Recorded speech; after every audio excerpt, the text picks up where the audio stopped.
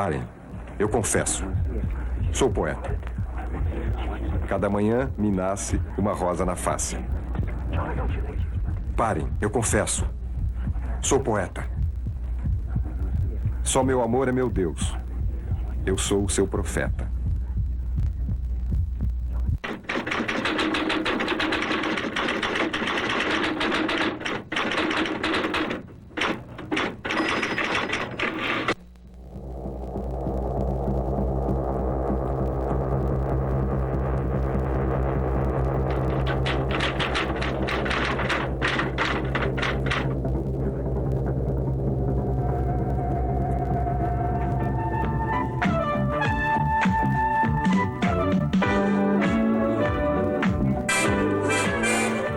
Centeio é o cereal da minha raça. Preta, a cor do meu pão. De árvores deitadas fiz minha casa. Azul, a cor dos meus olhos, onde se reflete o céu. Amarelo sol, amarelo milho, os cabelos das crianças. O olhar da Virgem de Czestochowa. Benditos os que plantaram a primeira safra, as mães e os pais da safra nova. Quando chegarem as águas muitas, e chover na água como chovia nos campos, lá no fundo, bem fundo, alguma coisa sonha. Uma coisa forte como um sonho da Polônia. Meu coração de polaco voltou. Coração que meu avô trouxe de longe para mim. Um coração esmagado, um coração pisoteado, um coração de poeta. Eu não me lembro quando eu comecei a fazer poesia. Eu me lembro que a minha avó, por exemplo, que ainda é viva, ela tem uma coleção de poeminhas meus que eu fiz quando eu tinha entre 7 e 8 anos de idade. E desde 7 e 8 anos de idade, a única coisa que eu quis na minha vida foi ser poeta. E tudo que eu fiz foi no sentido de me fazer um poeta melhor, cada vez melhor.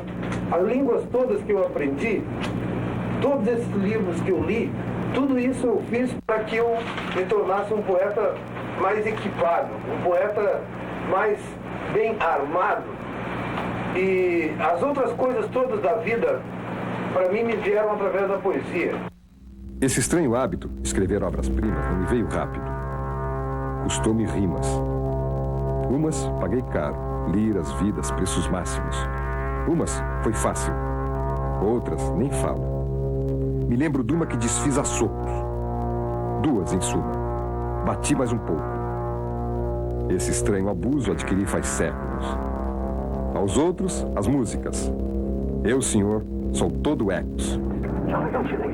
Quando cheguei, eles já sabiam de tudo. E o mundo era deles. Só me restava inventar o futuro. De repente, com 12 ou 13 anos, entrei numa de monge. Entrei no mosteiro de São Bento, em São Paulo. Fui oblato lá de 12 até 14 anos. In honore ordini sancti benedicti. A ordem de São Bento, a ordem que sabe que o fogo é lento. E está aqui fora a ordem que vai dentro. A ordem sabe que tudo é santo, a hora, a cor, a água, o canto, o incenso, o silêncio. E no interior do mais pequeno, abre-se profundo a flor do espaço imenso. O primeiro livro que escrevi foi um caderno. Naquele caderno, a biografia dos principais santos da ordem. Serei beneditino até o final. Senhor, que prometeste a vida eterna aos filhos de São Bento. Obrigado pelos invernos ao vento e pelo invento do inferno ainda aqui na terra. A poesia é uma espécie de um heroísmo. Você continuar ao longo dos anos acreditando nessa coisa inútil, que é a pura beleza da linguagem, que é a poesia, é um heroísmo, é uma modalidade quase, às vezes, eu gostaria de acreditar, de santidade. É uma espécie de santidade da linguagem. Porque, na realidade, a poesia não vai te fazer rico de jeito nenhum. É muito mais lucrativo você abrir uma banquinha e vender banana do que fazer poesia. Quer dizer, para você continuar acreditando em poesia, é preciso muita santidade. No mosteiro foi onde, inclusive, me tornei músico. Porque canto gregoriano, eu canto. A grande força da minha música é a linha melódica. De profundis clamavi te Domine. Por parte de minha mãe sou primo do lápis, Palmiró Ferreira, do Ivo e do Valtel Branco, filhos de meu tio Ismail. A coisa musical, para mim, vem do lado preto de minha mãe. Girafas africanas, como meus avós, quem me dera ver o mundo tão do alto quanto vós. Fazia poesia. E a poesia que fazia não é essa que nos faz alma vazia. Fazia poesia e a maioria saía, tal a poesia que fazia. Fazia poesia, que cada tábua que caía doía no coração. Eu acho que a poesia, ela é um inutensílio. A única razão de ser da poesia é que ela faz parte daquelas coisas inúteis da vida que não precisam de justificativa, porque elas são a própria razão de ser da vida. Querer que a poesia tenha um porquê, querer que a poesia esteja a serviço de alguma coisa, é a mesma coisa que você querer, por exemplo, que um gol do Zico tenha uma razão de ser, tenha um porquê além da alegria da multidão. É a mesma coisa que querer, por exemplo, que o orgasmo tenha um porquê.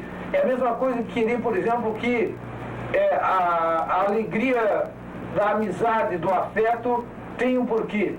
Eu acho que a poesia faz parte daquelas coisas que não precisam ter um porquê. Para que porquê? Conheci o Leminski na década de 60, quando ele era ainda muito jovem, mas escrevia muito e já era um nome conhecido em São Paulo. Por intermédio dele, tomei conhecimento das revistas Invenção e Neugandres, onde já colaborava, apesar de ser tão jovem. Então, com ele aconteceu o que acontece com pouca gente. Ele fez nome em São Paulo, onde é difícil fazer nome, antes de ser conhecido como grande escritor aqui no Paraná. Era um espírito sedento de conhecimento e um leitor incansável. E havia uma outra qualidade extraordinária dele. Era um conversador. A gente poderia ouvi-lo muito tempo sem se cansar. Ele sempre tinha uma grande riqueza de informações. Às vezes vinha o chispe de uma ironia e poderia-se conversar com ele horas. Quando eu conheci, ele estava aprendendo o japonês para se aventurar a traduzir os haikais, porque ele queria se imbuir do espírito da língua. Antes de tudo, como todo bom poeta, ele amava as palavras. Não só as palavras do português, mas das outras línguas. Era um gênio e, como todos os grandes, ele era, no fundo, incompreendido e solitário. Embora convivesse facilmente com os outros. Havia, no fundo dele, sempre um resquício de solidão, traduzido na sombra das coisas que ele dizia. Imprecisa premissa. Quantas Curitibas cabem numa só Curitiba?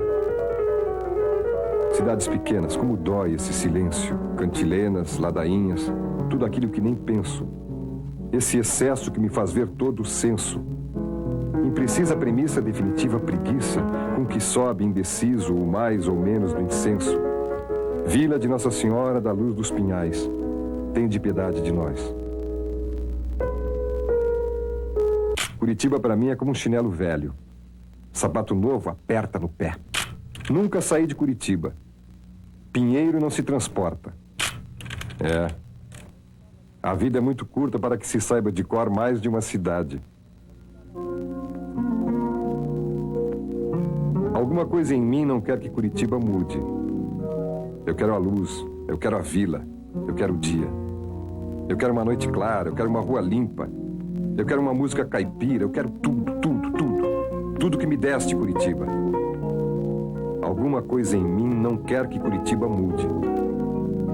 Muda, Curitiba, muda. Muda esse teu jeito de nevar no inverno e no coração da vida. Muda, Curitiba, muda. Muda para o mundo, Curitiba.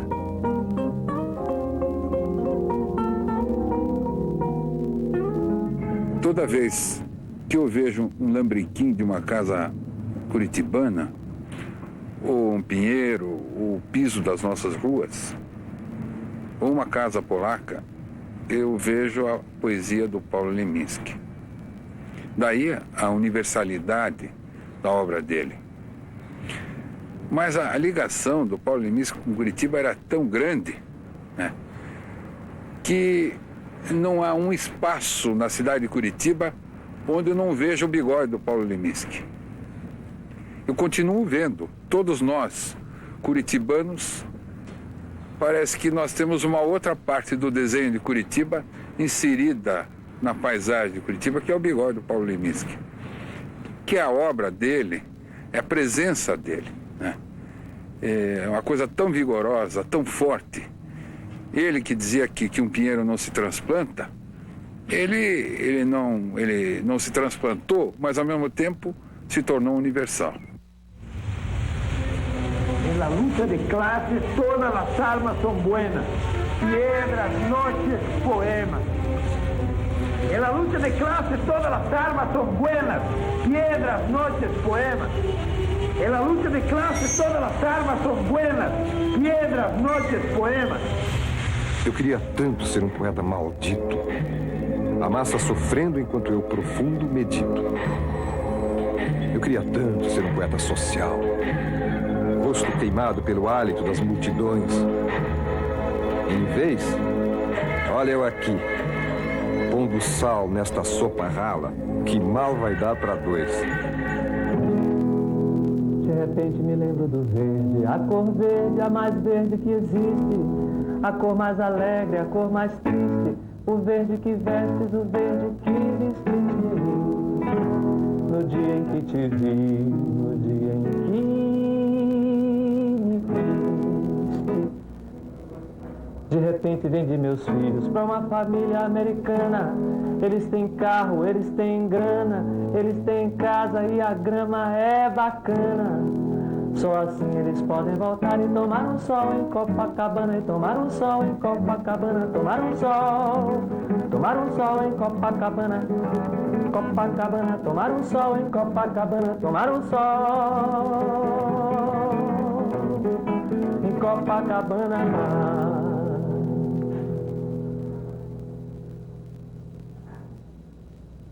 Há mais de 20 anos, os meus sonhos todos são dirigidos por algum cineasta americano. Tem noites que eu sonho sonhos dirigidos por Hitchcock, tem noites que eu sonho sonhos dirigidos por Ford, tem noites que eu sonho sonhos dirigidos por John Frankenheimer, tem noites que eu sonho, recentemente, sonhos dirigidos pelo Coppola. Eu sonhei com Apocalipse Now, há uns dias atrás, de tal maneira que eu não sei mais distinguir entre sonho e cinema americano. E vocês sabem, o sonho é a metade da vida, então a metade da minha vida é cinema americano. Podem ficar com a realidade, esse baixo astral em que tudo entra pelo cano. Eu quero viver de verdade. Eu fico com o cinema americano.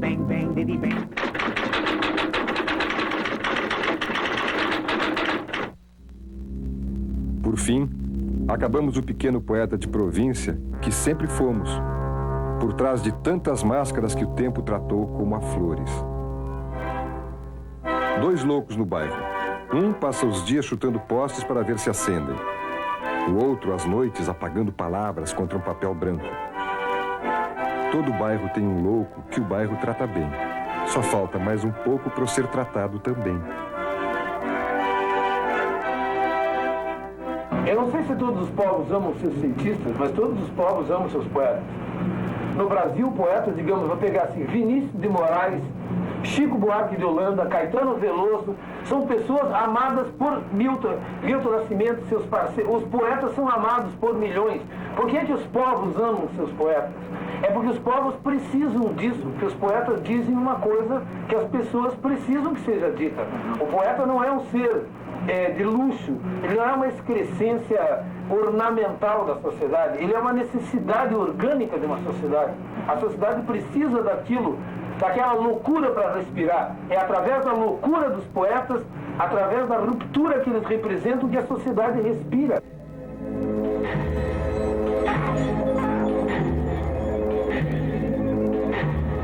Isso de querer ser exatamente aquilo que a gente é, ainda vai nos levar além. Paulo Leminski foi um poeta múltiplo, como múltipla foi a Curitiba em que ele viveu. Em suas ruas, em seus bares, ele parisou, moscovitou, novaiorquizou, foi provinciano e também buscou, no passado, uma ponte que reforçou a permanente inquietação com a universalidade. No simbolismo, Paulo Leminski soube ver um momento de densa criatividade, de concentração de talentos, de concentração de repertório, de troca de informações que fizeram de Curitiba, a fim de século, uma cidade especial. Poeta pós-McLuhan, Paulo Leminski transitou em vários códigos. Soube fazer poesia em outdoor, soube fazer poesia em postais, soube fazer poesia quando estava na televisão, quando pensou em cinema, quando pensou em teatro, fez poesia em camisetas, em cartoons. Mas, antes de tudo, Paulo Leminski foi um preocupado com o rigor da palavra, o que traduz certa ressonância ou uma leitura criativa da teoria das correspondências dos simbolistas. Mallarmé, Valéry, Poe, Rimbaud e tantos outros são parte do paideuma que atravessa a sua poesia e que reforça o significado que ele sempre imprimiu à palavra e à eficiência. Estado Rimbaud, Estado Verlaine. Sim, tenho estado Mallarmé muito mais do que se deve. Em matéria de simbolistas, estou sempre em greve. Na Semana Nacional de Poesia de Vanguarda, em Belo Horizonte, que Paulo Leminski nos apareceu. 18 ou 19 anos, Rimbaud, curitibano, com físico de judoca, escandindo versos homéricos. Pará, fina, poliflós boió, talasses, junto às ondas do mar, polissonoro.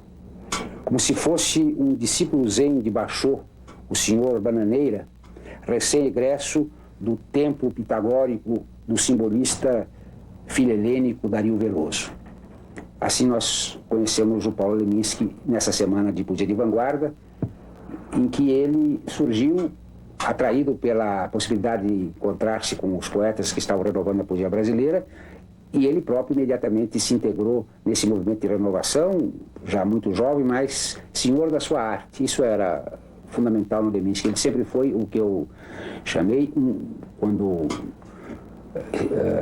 procurei caracterizar, um fabro. Ele era uma pessoa que tinha uma grande competência artesanal, ao mesmo tempo uma vida extremamente, vamos dizer assim, dispersa na atividade múltipla da prática, um homem que procurava muitas vezes enfrentar realmente assim a vida no seu risco e na sua aventura, e com uma grande competência, fruto de um conhecimento que ele tinha de línguas, um estudo, uma formação de seminário muito densa que ele sempre manteve.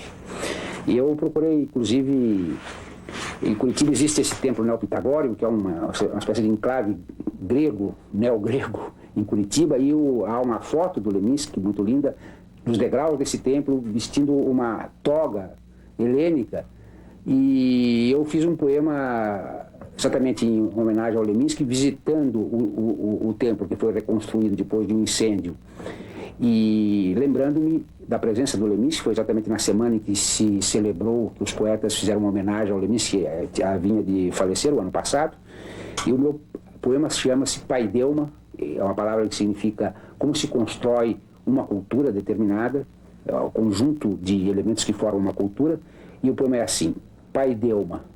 No templo neopitagórico, a mão do homem, paciente, recupera os salvados do incêndio, que devorou a enciclopédia e o retrato togado de Dario Veloso, aliás, Apolônio de Tiana.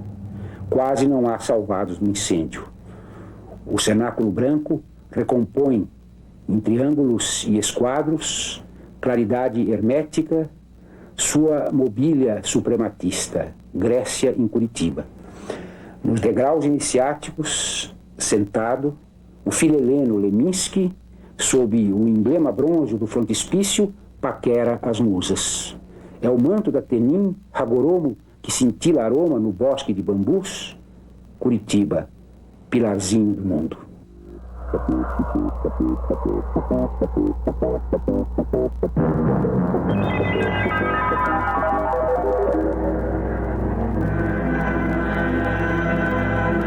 Paulo Leminski é um cachorro louco que tem que ser morto a pau e pedra, fogo e pique, senão é incapaz do filho da puta de fazer chover em nosso piquenique.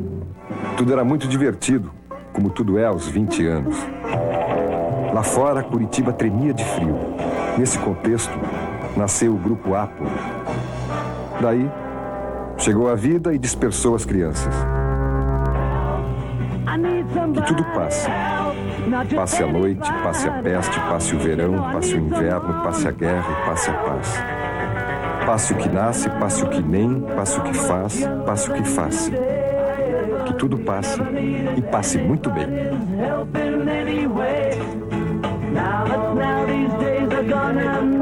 Poema na página. Mordida de criança na fruta madura.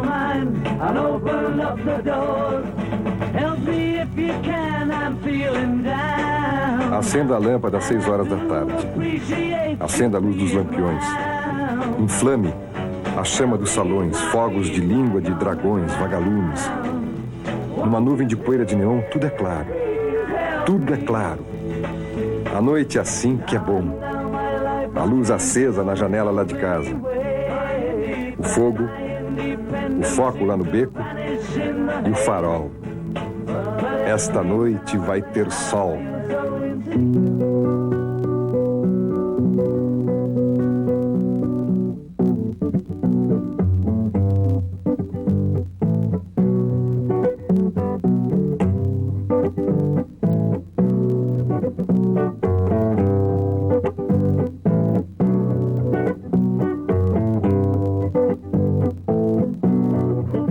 Não precisava não acenar, não precisava não promessas demais, não precisava não acenar.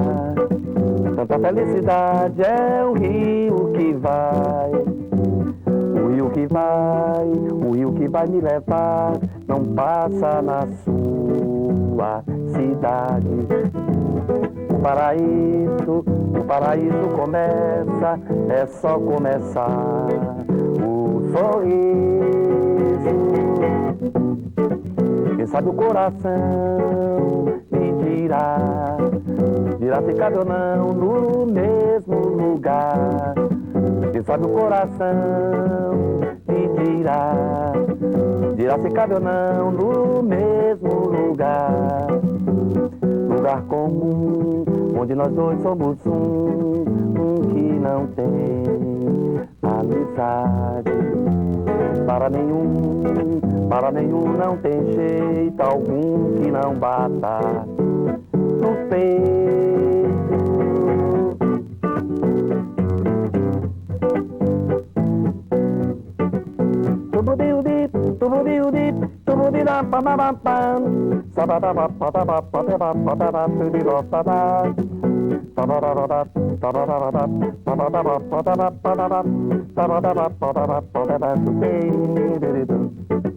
Não precisava não acenar, não precisava não promessas demais, não precisava não acenar. Tanta felicidade é o rio que vai, o rio que vai, o rio que vai me levar, não passa na sua cidade. O paraíso começa, é só começar o sorriso. Quem sabe o coração me dirá se cabe ou não no mesmo lugar. Quem sabe o coração me dirá se cabe ou não no mesmo lugar. Lugar comum, onde nós dois somos um que não tem amizade. Para nenhum não tem jeito algum que não bata no peito.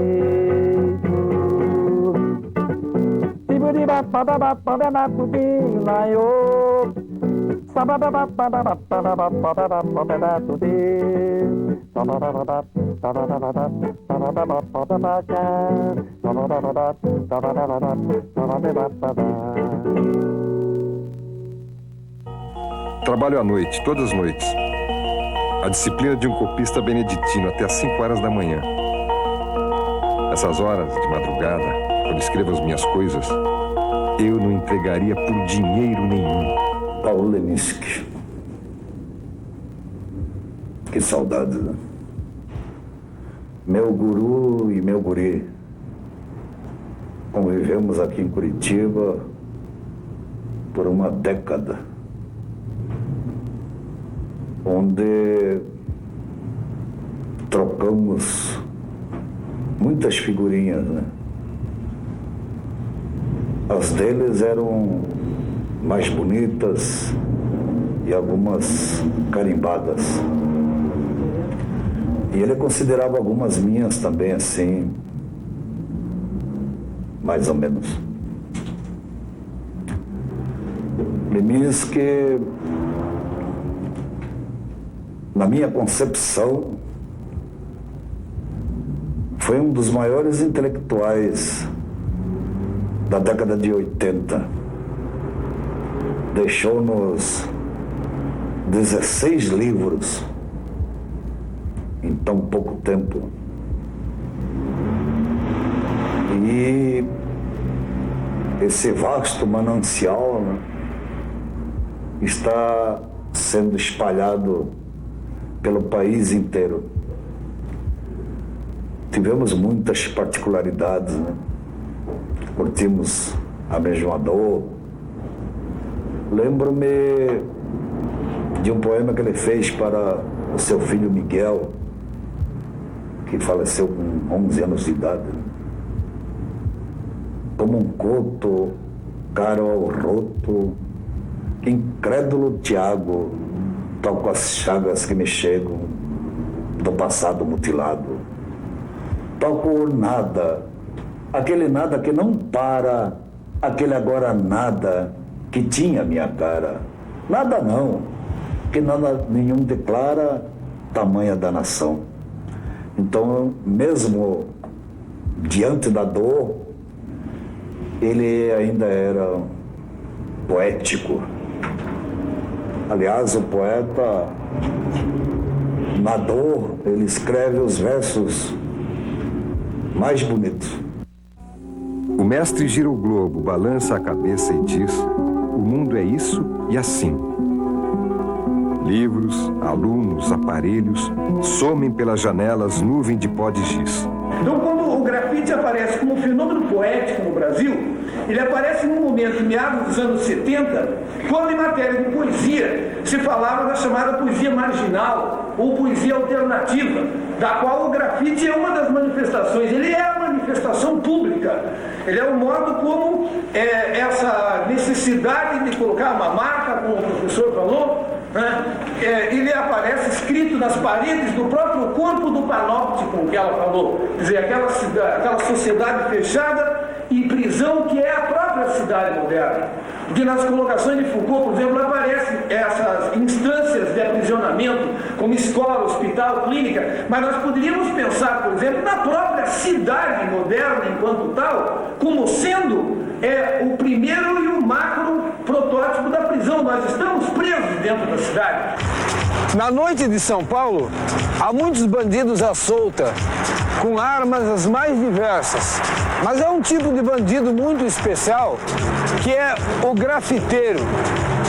O grafiteiro, ele não produz feridas, ele produz letras.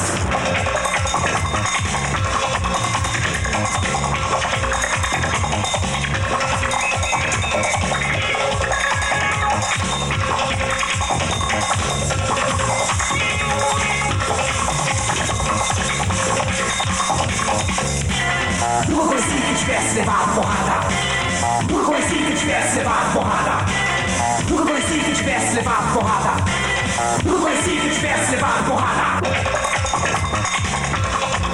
O grafite é uma das modalidades mais importantes de literatura dos anos 70 e 80, nos meios urbanos do Brasil. E esse aqui é o grafite que eu quero deixar em homenagem a todos os grafiteiros. Nunca conheci que tivesse levado porrada. Nunca conheci que tivesse levado porrada. Eu sou um professor frustrado. Sou um bandido que sabe latim. Foi-se o tempo quando escrevendo era preciso uma folha isenta. Meu corpo é uma página. Eu visto palavras, frases, poemas.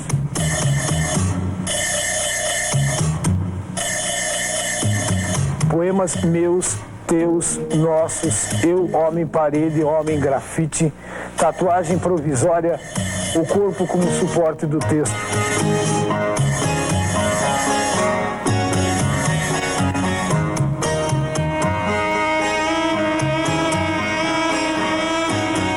Por onde eu passo, deixo sentidos, sílabas vibrando, sinais da minha, da nossa passagem pelas ruas e pelo mundo.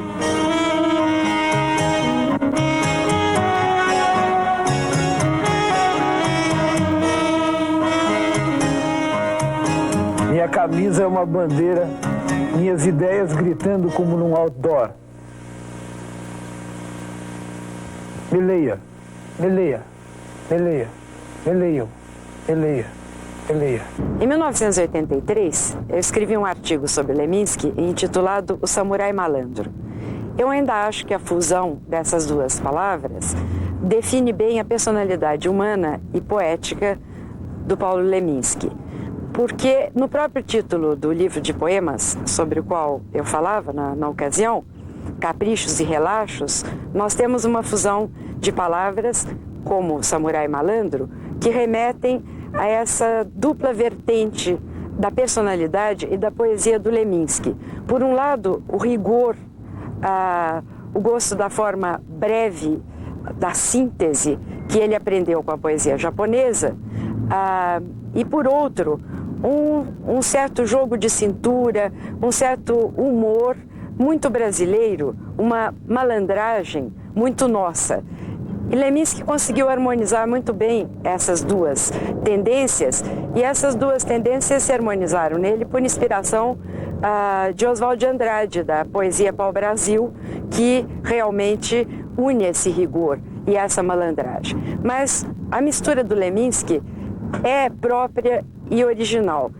E a coisa japonesa, que depois fez escola, principalmente em Curitiba, da forma breve, inspirada no haikai, é uma forma perigosa, digamos, para quem não tiver, como tinha o Leminski, o conhecimento das bases do que deve ser o haikai. Isso é, o breve, o curto, mas não o pouco. Essa arte da síntese, o Leminski tinha de forma extraordinária. Quem nunca viu que a flor, a faca e a fera tanto fez como tanto faz, e a forte flor que a faca faz na fraca carne, um pouco menos, um pouco mais, quem nunca viu a ternura que vai no fio da lâmina samurai, esse nunca vai ser capaz.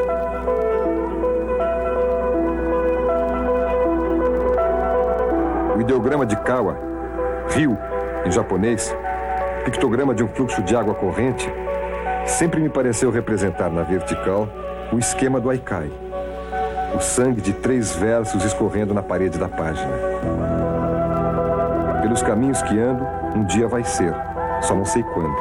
Eu sou praticante de um esporte que é o judô, que é um esporte individual, não é um esporte coletivo, mas no qual eu aprendi muito em termos de poesia, no sentido de você contar sempre com as suas próprias forças, no sentido de você tirar de dentro de você tudo que é necessário para um momento decisivo e, sobretudo, a capacidade de você não hesitar diante de uma intuição.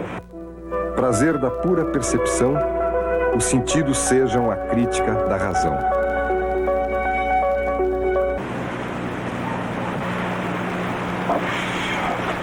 Esse aqui foi meu primeiro livro. É uma prosa experimental, foi editado aqui em Curitiba mesmo, em 1975. A ideia é a ideia de uma tocaia. Essa tocaia é feita por Descartes, que eu pressuponho aqui no Brasil. Ele está tentando pensar aquela natureza tropical, aquele mundo novo nas categorias antigas dele. Ora, aquele mundo de leitura impossível que é o Brasil é o próprio texto do Catatal. Hoje é dia de descobrir o Brasil. Finalmente. Vamos ver. Será que o Brasil está aqui? Língua portuguesa, túmulo do pensamento que eu amo tanto que escrevi o Catatal para seduzi-la. O Catatal, do Paulo Leminski, livro que ele publicou em 1975 e que foi reeditado no ano passado, infelizmente ele não chegou a ver essa reedição, ele morreu antes, é uma experiência limite com a linguagem, uma experiência de amor e de devoração antropofágica, digamos assim, em relação à língua portuguesa. Eu chamei um artigo que escrevi sobre o livro, publicado após a morte do Leminski, mas que eu havia prometido a ele que escreveria assim que saísse a reedição do livro, um artigo que se chama Uma Leminskiada Barrocodélica. Nesse artigo eu estudei longamente o Catatal e fiz uma comparação que a muitos pareceu inusitada com a obra Viva o Povo Brasileiro, do João Ubaldo Ribeiro. Ambas essas obras têm por tema a história do Brasil. E ambas essas obras, a do Leminski, o Catatal, é ambientada no Brasil holandês, no Brasil e Pernambuco, sob o domínio holandês do príncipe de Nassau.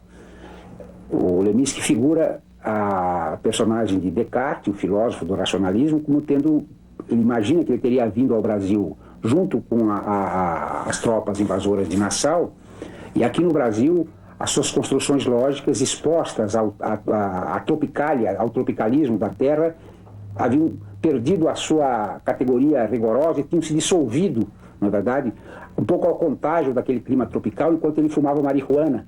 Então baratinava, ou entrava em giro e entrava em torvelinho toda aquela armação de, vamos dizer assim, de estruturas matemático-geométricas do racionalismo cartesiano ao impacto da flora, da fauna brasileira e da desmesura daquela paisagem.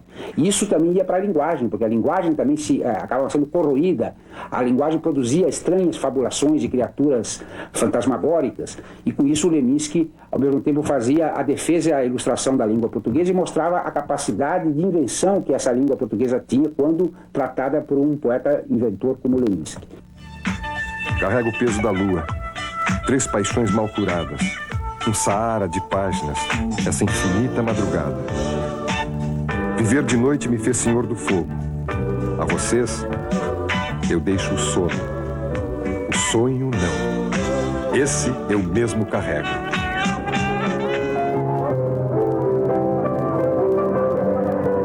Pariso, novaiorquizo, moscoviteio sem sair do bar. Só não levanto e vou embora, porque tem países que eu nem chego em Madagascar.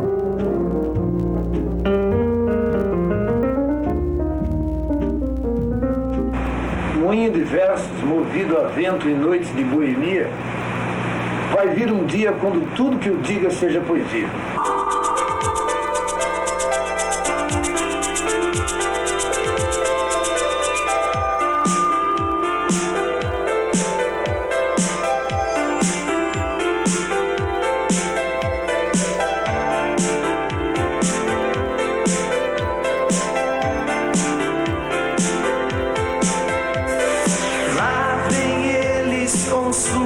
Bandeiras, suas armas e outras asneiras, esses homens pássaros do espaço. Será que eles vêm só pra ver? Ou será que vêm pra brigar? Se for pra brigar, vão se ver comigo.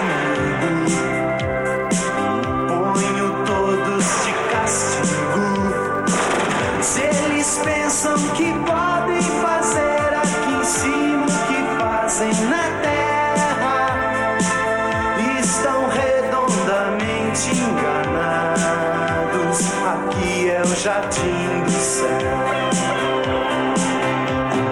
Quem foi que disse que eles podem vir aqui nas estrelas fazer xixi, xixi? Quem foi que disse que eles podem vir aqui nas estrelas fazer xixi?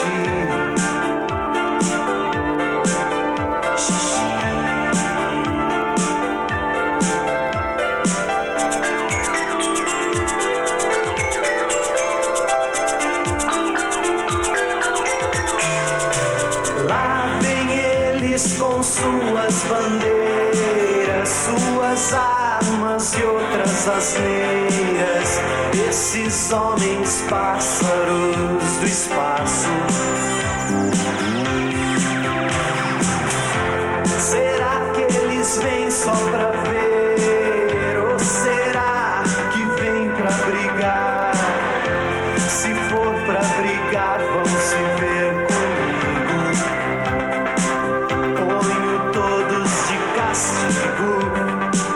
Se eles pensam que podem fazer, a mim ensino o que fazem na terra. Estão redondamente enganados. Aqui é o jardim do céu. Tomem muito cuidado, que esse sol é uma rosa, que esse azul é um gramado, que essa lua é uma flor na madrugada. Tomem muito cuidado, que esse sol é uma rosa, que esse azul é um gramado, que essa lua é uma flor na madrugada. Quem foi que disse que eles podem vir aqui nas estrelas fazer xixi? Xixi. Quem foi que disse que eles podem vir aqui nas estrelas fazer xixi?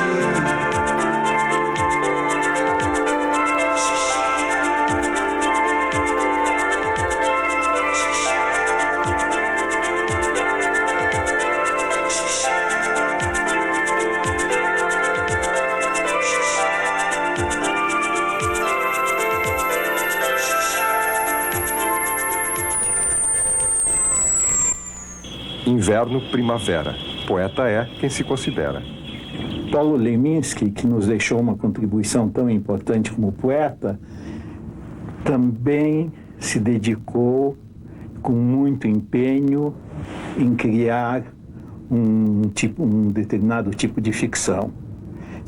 O Catatal tem uma importância tão grande que nem preciso repisar mais isso, é um fato já bem conhecido. Agora, durante anos e anos, ele evitou retomar o romance. E, na realidade, ele considerava o romance um gênero superado. Pouco antes de morrer, ele chegou a dizer que o segundo romance que ele publicou, Agora é que São Elas, teria sido uma tentativa de fazer um romance sobre a impossibilidade de se romancear no século XX. Eu acho que é um ponto de vista completamente equivocado do Paulo Leminski, e a sua própria atividade nos mostra que ele estava produzindo algo cuja importância nem ele mesmo conseguia perceber. Eu vejo o caminho de Paulo Leminski em relação ao segundo romance, Agora é que São Elas, como um caminho no sentido da nova narratividade, uma narratividade que esteja ligada não só ao romance tal como ele é conhecido, mas também às diversas formas de expressão desenvolvidas no nosso século. Um romance que, afinal de contas, tem a ver com cinema, com televisão, com a vida cotidiana, com a nova gíria, com tudo que surge e cuja linguagem expressa tudo isto. Na minha opinião, Paulo Leminski subestimava o que ele estava fazendo nos últimos tempos. Inclusive, ele chegou a dizer, conforme eu me expressei ainda há pouco, de que Agora é que São Elas seria uma coisa secundária. Eu não concordo com isso de modo algum, e eu acho que ele estava num caminho muito importante quando faleceu. Sempre tive tesão pela palavra, por dominar a palavra. Isso facilitou meu caminho na publicidade. 10 anos de vida. Também fui professor de cursinho, lecionei português, redação, mas sempre como poeta, um cara que ama a palavra. Maiúsculas, minúsculas, maiúsculas, minúsculas. A máquina engole página, cospe poema, engole página, cospe propaganda, maiúsculas, minúsculas. A máquina engole carbono, cospe cópia, engole poeta, cospe prosa, maiúsculas, minúsculas. Um dia o Paulo Leminski entrou na minha sala, na PAZ, Criação e Comunicação, onde eu era diretor de criação. Ele tinha acabado de escrever o Catatal e disse para mim o seguinte: o meu potencial redacional está livre para se dedicar à propaganda. Disse: tudo bem, Paulo, então sente ali e comece imediatamente a fazer o seguinte anúncio. E passei para o Paulo o primeiro job, o primeiro trabalho que ele fez de propaganda junto comigo. A partir daquele momento se desenvolveu um convívio diário, para mim, de enorme importância, onde pude conhecer todas as faces de um Paulo que eu já conhecia, ex-estudante de Direito, poeta, amante das letras, lutador de judô, karatê, um homem da palavra, sobretudo, um multimídia. E pude conhecer, em seguida, o Paulo compositor popular. Comigo ele participou de todos os programas de um movimento que nós iniciamos juntos, chamado Movimento Atuação Paiol, onde pela primeira vez em toda a sua carreira musical, o Paulo Leminski pegou o violão e sozinho enfrentou o público do Teatro Paiol cantando uma música chamada Luzes, que terminava dizendo: esta noite vai ter sol. Senhorita Chuva, concede-me a honra dessa contradança e vamos sair por esses campos, por essa chuva que cai sobre o teclado.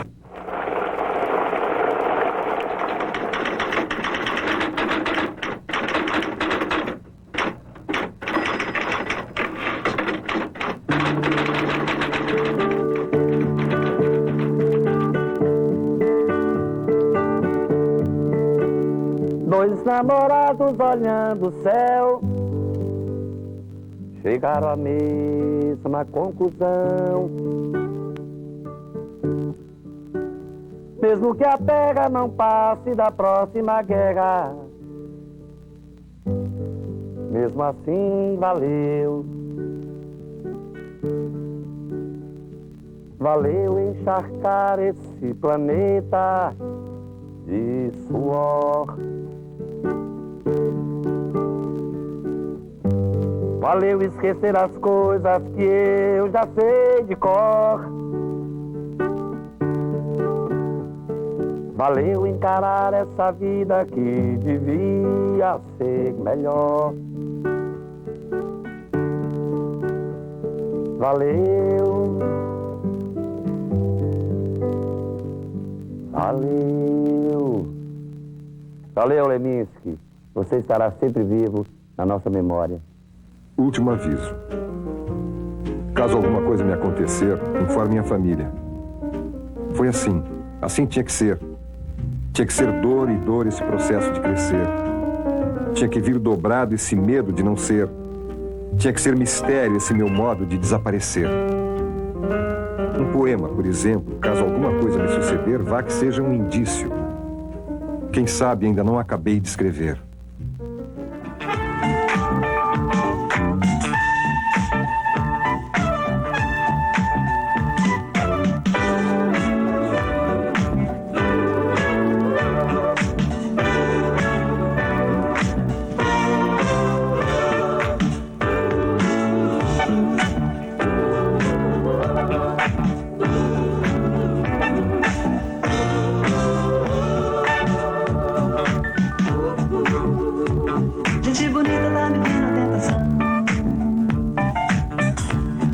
quis mostrar mudança de estação. O rio tá raso, estrela paga sem razão. É mudança de estação. É noite de São João. É mudança de estação. É noite de São João. Eu quis saber onde fica o coração e acabei com uma estranha sensação. É mudança de estação. É noite de São João. É mudança de estação. É noite de São João.